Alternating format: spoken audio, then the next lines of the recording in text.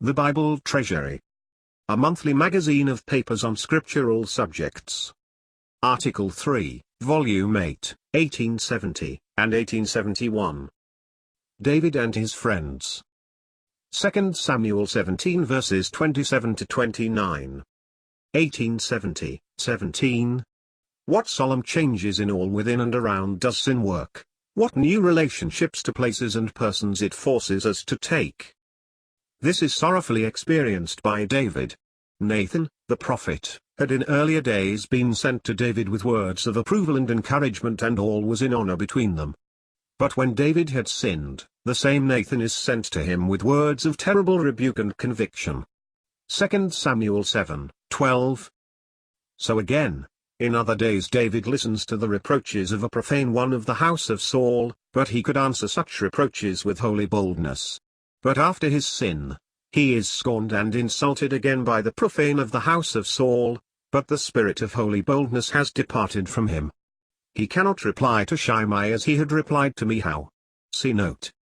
2 Samuel 6, 2 Samuel 16. Note. So, as to the ark. With joy at first he brought it to the place he had prepared for it, but after his sin he sent it back. Its presence was too much for him. 2 Samuel 6, 2 Samuel 15, end of note. Another illustration of this is seen in David's connection with the house of Machir of Lodebar. In the day of his integrity David sends to Machir for Mephibosheth the son of Jonathan, who had been long and graciously entertained there. With noble heart David then brings the son of his bosom friend home to him to Jerusalem, and makes him to eat continually at his own table.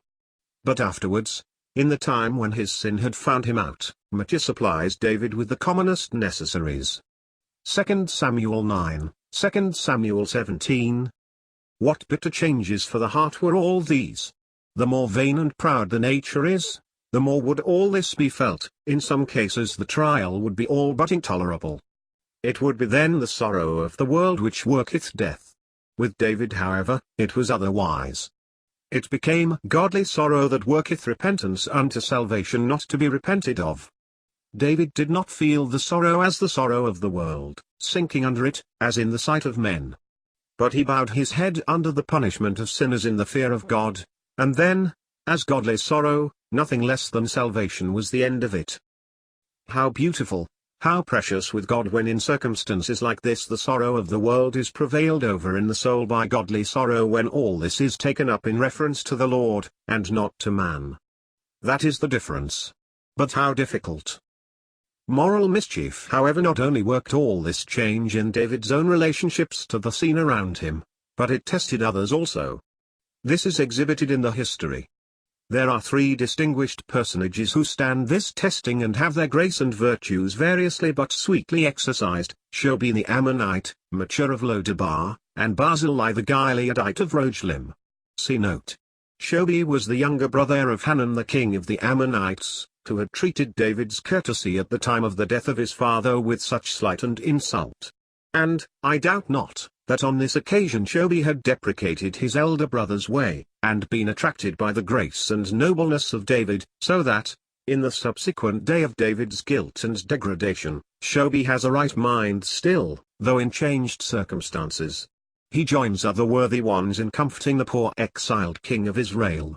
See 2 Samuel 10, 2 Samuel 17. Note. Ittai the Gittite might be named as standing in like manner the testing of these days. The scene between him and David in 2 Samuel 15 is full of touching beauty. End of note. Machir was the son of Ammiel of Lodebar, a man, we may presume, of note and station, in the half-tribe of Manasseh beyond Jordan. In earlier days he had received into his house the lame child of that worthy son of Israel, Jonathan the son of King Saul, and had been a comfort to him in the day of the national trouble when the house of Saul and Jonathan his father was sinking. And so, when David is sinking, and he is suffering the grievous visitation of his terrible iniquity, the same right mind appears again in this true man of God, and he likewise joins in comforting David. David was as in prison, and he visits him. See 2 Samuel 9, 2 Samuel 17. Barzillai was a great man, a man of note and substance in the land of Gilead, beyond the Jordan. But he never appears in the history till David is distressed, and he is willing to disappear as soon as the distress is over. He was the friend in need. But though unknown before, his mind had been that of a man of God, in secret, like many in every day of Israel's, or the church's history. For he takes the path of the Spirit in a moment when nature in even some of its refined and moral judgments would have gone astray. He treats David's sorrow as a sacred thing, and adds not to the grief of him whom God in holy gracious discipline is wounding. He heartily joins Mattiah and Shobi in sending to David in his hunger and thirst and nakedness. See 2 Samuel 17, 2 Samuel 19. We may say, in the review of all this, what a chapter is 2 Samuel 11. How the whole book morally turns on that, the complexion of David's history thus awfully changing with his conduct,